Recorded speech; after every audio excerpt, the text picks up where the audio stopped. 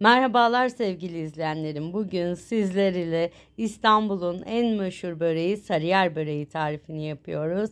Bu lezzetli tarifin haydi hep birlikte yapım aşamalarına geçelim. İlk önce 2 yemek kaşığı kuş üzümümüzü bir kabımıza koyuyoruz. Kuş üzümlerimizi 10 dakika kadar sıcak suda bekletiyoruz ki kara suyunun çıkmasını ve şişmesini istiyoruz. Şimdi tarifimizin içini yapmaya başlıyoruz. Tavamıza zeytinyağı ilave ediyoruz. Zeytinyağımızın üzerine bir adet küp küp doğranmış kuru soğanımızı ilave ediyoruz. 1 yemek kaşığı dolmalık fıstığımızı da tarifimize ilave ederek kuru soğanımız ile dolmalık fıstıklarımızı birlikte kavuruyoruz. Ben tarifimin fıstık ve soğanlarını kavururken siz de kanalıma yeni geldiyseniz ve abone olduysanız bir de beğen butonuna basıp yorum yazarsanız çok mutlu olurum. Evet, soğanlarımız ve fıstıklarımız renk alana kadar tarifimizi kavurma işlemine devam ediyoruz. Şimdi tarifimizin kıymasını ilave ediyoruz. Malzemeler açıklamalar kısmında olacak. 300 gram kadar kıymamı da tarifime ilave ederek kıymamla birlikte soğanlarımı kıymam renk değiştirene kadar kavuruyorum. Kıymamız renk değiştirip kahverengi renk alana kadar tarifimizi kavurma işlemine devam ediyoruz. Şimdi tarifimiz gördüğünüz üzere kıymamız, soğanımız, fıstığımız kavruldu. Artık üzerine diğer malzemelerimizi ilave edeceğiz. Evet, kavrulan kıymamı gördüğünüz üzere şimdi üzerine artık kuş üzümümüzü, suda ıslattığımız kuş üzümümüzü ilave ediyoruz. Bir süzgecimiz yardımıyla süzdük. Tarifimize ilave ettik. Şimdi tuz ve karabiber tarifimize ilave ediyoruz.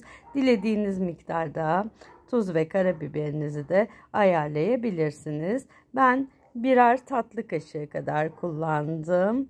Baharatlarım ile de birkaç kez tarifimi çeviriyorum ve artık kıymamızı soğuması için başka bir kaba aktarıyoruz. Şöyle içimi bir cam kabıma alarak soğuması için dinlenmeye alıyorum. Biz de böreğimizin yufkalarına sürmek için iç sosunu hazırlıyoruz.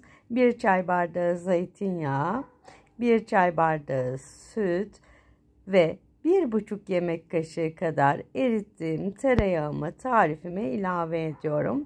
Sosumuzun malzemelerini de şöyle bir çırpıcımız yardımı ile iyice çırpıyoruz.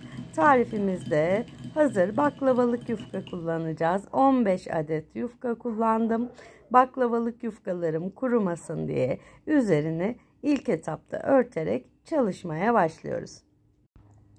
Tezgahıma bir adet baklavalık yufkayı sererek her yerine gelecek şekilde şöyle gördüğünüz üzere sosumu sürüyorum.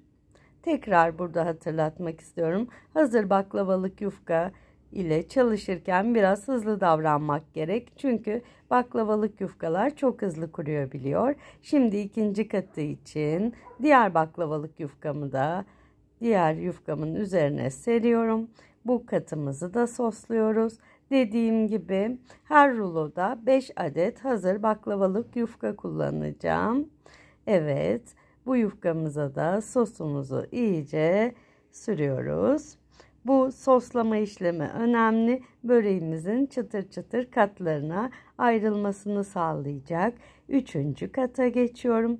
3. baklavalık yufkamı da tarifime ilave ettim. Diğer yufkalarımın üzerine serdim. Şimdi 3. katı da şöyle gördüğünüz üzere tereyağlı, zeytinyağlı, sütlü sosumuz ile ıslatıyoruz. 3. kat yufkamızı da ıslattık. Artık 4. katın işlemine geçiyoruz. Şimdi şöyle 4. kat yufkamı da tezgahıma seriyorum. Üzerine ıslatıyorum. Bir tane böreğimin tam yapım aşamalarını ilk kez yapacaklar için göstermek istiyorum. Bu tarifimde 3 tane rulo börek, bir tepsi börek elde edeceğiz. Şimdi ilk rulonun yapım aşamalarındayız.